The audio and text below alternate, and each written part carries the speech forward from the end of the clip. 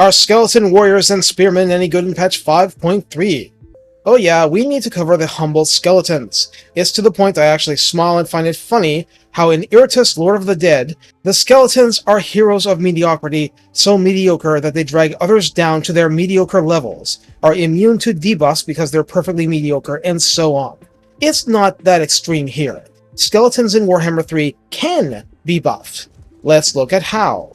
Recruited for 300 dark magic and 75 upkeep, which is pretty modest. The humble skeleton warriors come in at 120 entities on ultra scale with 9,760 health between them.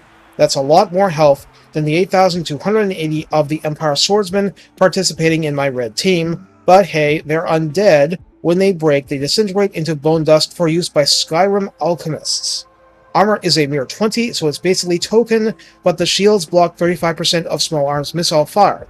Granted, that's less than the Tomb King's equivalents, but the Tomb King ones get no help in the tech tree at all. It's a trade-off. Leadership starts at 35, which is low, yes, so that's something to be aware of full-time. Speed 31 and charge speed 43 are interesting. I don't think I was aware that the charge speed was that high, but anyway, they're a lot more nimble than Graveguard thanks to the barely present armor. Melee attack begins at 18, with an attack interval of 4.3. I won't pretend we expected anything better. There is no splash damage. Melee defense begins at 22, and while that's not great either, it's worth noting it's higher than the attack value. Weapon strength 26 is split between base 20 and armor piercing 6, as in, guaranteed damage is slightly below the standard Empire swordsman, but is otherwise comparable for raw damage.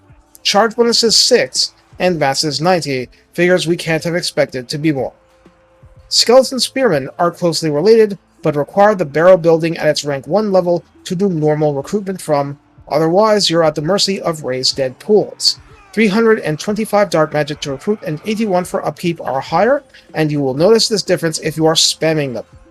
Health and many other stats are the same, but melee attack is even more miserable by default at 14, with a slower attack interval of 4.5 seconds between pokes. We hope the pokes are faster. In sharp contrast, melee defense is 30, an actual decent figure for such a quote-unquote trash unit. Weapon strength is 24, or 2 fewer, with damage split between base 18 and AP 6, therefore the guaranteed damage is the same, but damage against naked Skaven slaves is lower. There is a bonus versus large of 14. This means against mounted yeomen, melee attack is 28, and weapon strength is 36, favoring base damage. Charge bonus is 4, mass remains 90. Both types had the usual undead crumbling, hide in forest, and causes fear, but these spearmen have charge defense versus large, and charge reflection, the former erasing charge bonuses while braced, and braced makes them act like heavier skeletons against enemy momentum. The latter gives the unit double damage against charging enemies if any entities are still standing to deliver that damage during the time the bonus lasts. In the redline skills, the Unliving Host at 3 pips grants plus 8 to melee attack and plus 8 to melee defense. You can achieve this by, rank 5? Rank 6 with the Restless Dead picked? The vampire version of Route Marcher. If you want your skeletons to instantly go from trash to semi-legit, use this. Warriors at 26 melee attack and 30 melee defense, and spearmen with 22 melee attack and 38 melee defense, and that's against infantry, are a lot more formidable without any veterancy. Legions of the Dead grants rank 7 skeletons plus 5 melee attack, which makes them even more weirdly legitimate.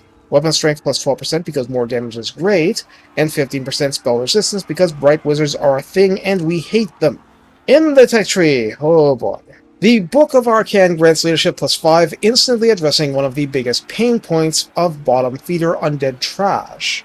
Risen Standard Bearers grants melee defense plus 5, so combined with the redline skills, you can have ranked 0 skeleton spearmen with melee defense 43, like their halberdiers without the AP melee damage. Bond of Bones reduces recruitment and raise dead costs for skeletons by 35%, which is great, but upkeep remains the same. Unnatural Strength slaps plus 10% weapon damage to both variants. Distribute Brave Gift. Here you are, minus 25% upkeep, also armor plus 10 to make them tankier. Defiler of the Ancient Barrows grants plus 2 guaranteed skeleton warriors and spearmen for even the flimsiest of raised dead pools in your own territory, and provides perfect vigor to your trash skeleton infantry faction-wide without the need for corpse cart support / babysitting. Note that perfect vigor means there is no fatigue incurred for climbing city walls. I learned this with Aranessa and her Sartosan units. Also note that the bonuses to raised dead pools are marked own province, so they're definitely your own territory, and that's it. Now, since this is physically separate from the other text, I forgot it from my zombie video, but Risen Champions as a simple +4 to melee attack for zombies, skeleton warriors, and skeleton spearmen forever. No restrictions. Quiet, but pretty amazing for raising the value of your so-called trash units. So how do we use skeleton units? Well, this one's both uncomplicated and complicated at the same time. You use them as frontline chaff, but while spearmen have specific roles for shutting off flanks and backs, you're not protecting traditional missile units. You're just trying to catch cavalry in the act of doing cavalry things. You want to match the right unit to the right enemy to do every single hit point of damage you can. Broadly speaking, skeletons are either used to hold a line because you don't want to go to the enemy yet, since you want lords and heroes to do things to soften the enemy up, or to push the enemy using what speed they have to make contact, maintain contact, and last, hopefully over the course of the entire battle for you to win. They are there to neutralize and drown opposing numbers, and to act as the ritual punching bags of particular lords. You would rather crush skeletons than crush vampire lords instead. They are filler, and they fill space in slots. They fill space in battle to provide other units room to maneuver. If you aren't buffing them, don't expect them to outfight much, except by pure stubbornness and hanging around. If you are buffing them, you expect them to hold the enemy to a standstill, and to dish out as good as they get if it's normal low-tier infantry. Your expectations largely end here. If you're past the first few turns, you want blobs formed through skeleton stubbornness to be whittled down by hit-and-run attacks to the back, through sending in feature units, through magical bombardment, through use of a Mortis engine, something. Anything to not have to make the skeletons actually take 20 minutes to cut things down, because they'll get cut down a lot too. But either way, you put up with it. Skeletons are more likely to exist in armies that don't have hero spamming, because a hero can tarpit fairly well, but skeletons can do more damage across a wider area just from good fortune and chipping away. They are there as the building blocks of a decent non-zombie army that every other unit in the roster plays off of.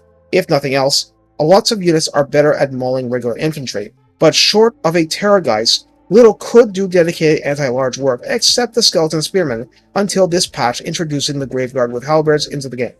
And those don't have shields, so they're more vulnerable to being chipped down from range anyway.